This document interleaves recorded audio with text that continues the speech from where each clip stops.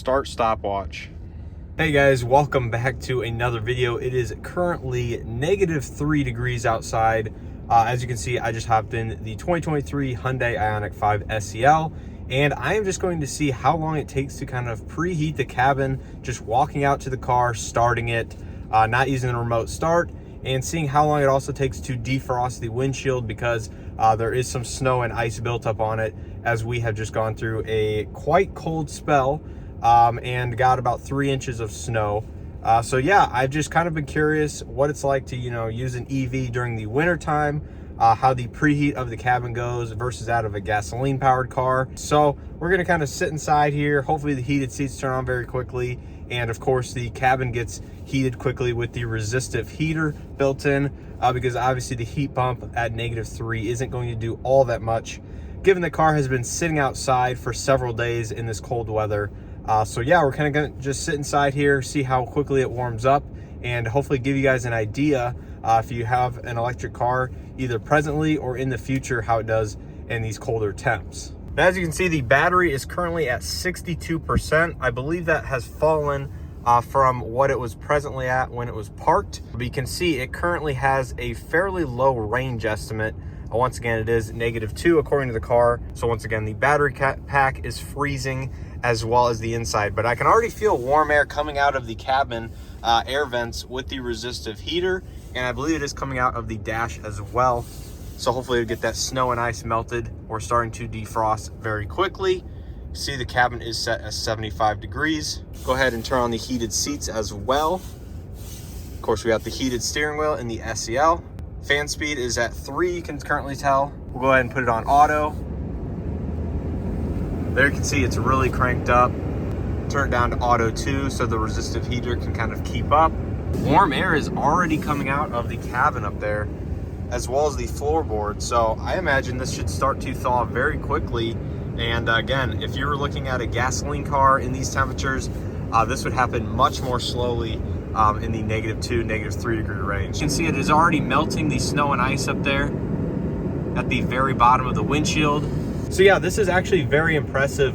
I've actually never used an EV in winter and have very little experience overall, as you guys have seen on the channel. Given that it's already melting quite a bit, I can feel warm air on my feet coming out of the floorboard. We have dropped 1% on the battery pack from when I started.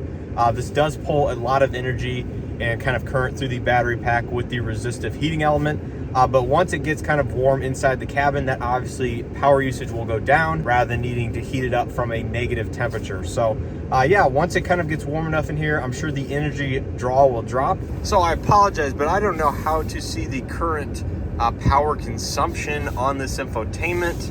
Obviously, when I go into the EV pages, it finds your nearest charging station.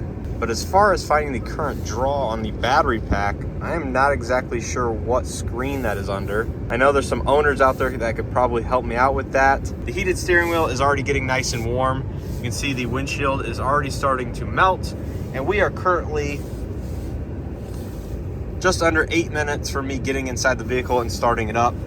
So you can see that here in another couple minutes, I can probably go ahead and run the windshield wipers, totally clear all the snow and ice off the window, and you can start driving. So yeah, it is very impressive that this vehicle can heat up much faster than that of a gasoline equivalent in these current temperatures. And if I were to have one of these plugged in, of course you can precondition the battery and the interior for a certain time, so it is nice and warm. You can basically come out to your car, unplug it, and basically start your commute. Now obviously with a temperature like this, the battery range is going to be reduced. You can see with 60% currently, we have about 97 miles of estimated range on the infotainment.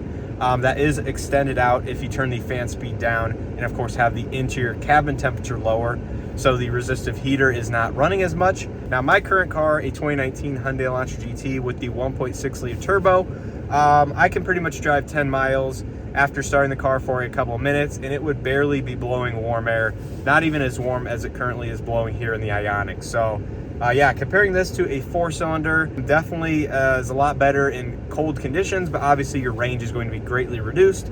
So to some, that might be a trade-off.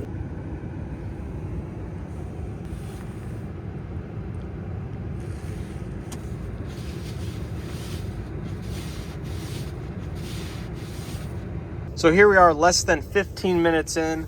I've gone ahead and turned the fan down to auto setting 1 to kind of limit the speed because it is plenty warm in here. I'm actually gonna have to turn down the temperature because it's getting so warm. It just dropped down to 59% battery, so we used 3% of the battery here at -2, -3 degrees Fahrenheit ambient temperatures. Of course, the estimated range has dropped about 6 to 8 miles from when I got in. So again, just sitting here using quite a bit of power from that resistive heating element. But again, once you turn down the fan speed and turn down the temperature, that will obviously start to lessen the amount of power usage from the system. And it really shouldn't use all that much power compared to the actual driving of the vehicle. As for the windshield, you can see it did mostly clear out. It did a good job melting the first, 8 inches or so of the windshield. And then once I ran the wiper, you can see this section in the middle that's kind of frozen ice. I feel like that will take a little bit longer to kind of thaw out and defrost.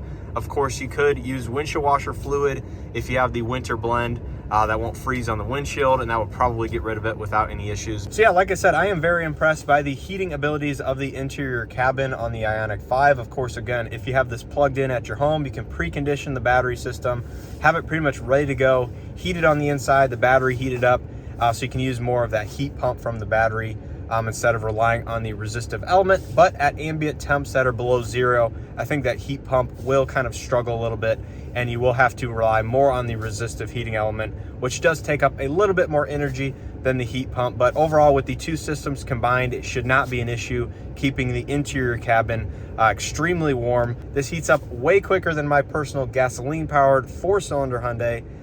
So yeah, I would much prefer to drive this in the winter, I think, over that car, especially because you can just go in, plug it home at night, and charge up the battery. So hopefully you guys enjoyed this quick little experiment here with the Ioniq 5. If you guys are new to the channel and not subscribed, make sure to hit that subscribe button.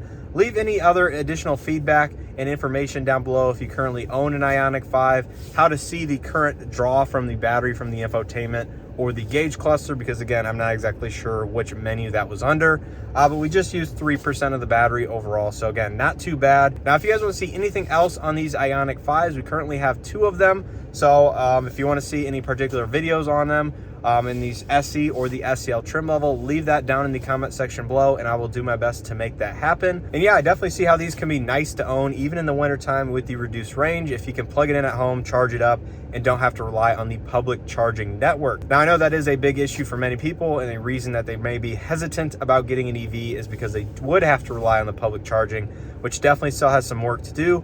But overall, if you can charge at home with either level 1 or level 2, I think this is definitely a good vehicle, and one I could definitely see owning in the future. But yeah, hopefully you guys enjoyed this quick little experiment.